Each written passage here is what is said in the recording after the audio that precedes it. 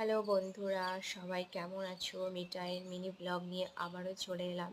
দেখতেই পাচ্ছ আমাদের ব্যাগ বেডিং সব রেডি হয়ে গেছে, টুকটুকও চলে এসেছে। এখন আমরা টুকটুকে করে যাব বেড়াতে। এই যে দেখো আমাদের টুকটুক চলে এসেছে। এবার আমরা টুকটুকে করে কোথায় যাচ্ছিলাম বলো তো? আমরা যাচ্ছিলাম বেড়াতে, আর সেটা তোমাদের সাথে পরে বলবো কোথায় যাচ্ছিলাম বেড়াতে। কিন্তু আমরা যাচ্ছিলাম বাসে করে। আর এই যে আমাদের বাস দেখতে পাচ্ছ, এই বাসটা একটা বাস স্ট্যান্ডে মানে পেট্রোল পাম্পে দাঁড়িয়ে আছে।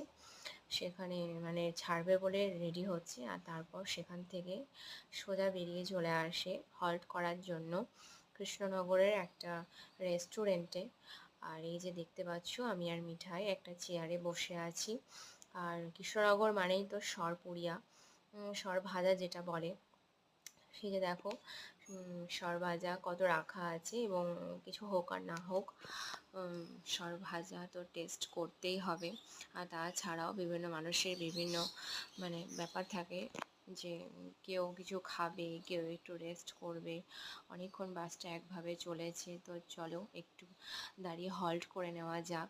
আর এই যে দেখতে পাচ্ছ সরভাজাগুলো দেখেই কত ভালো লাগছে। তবে সারা বছরে আমাদের আর সেইভাবে সরভাজা খাওয়া হয় না, তাই কোথাও বেড়াতে গেলে এই কাকুর বাসে করে গেলেই কাকু এই হল্ট করে। আর এই যে দেখো মা সরভাজা কিনেছে, আর আমরা সেই সরভাজাগুলো খাচ্ছি। এই যে বিহু ওরাও নিয়েছে, তবে সরভাজা আমাদের সেরকম ভালো লাগে না, তাই খুব অল্পই নেওয়া হয়েছে। আর এই যে দেখো চা চলে এসেছে, আমরা এখন একটু চা খেয়ে ফ্রেশ হয়ে নিচ্ছি।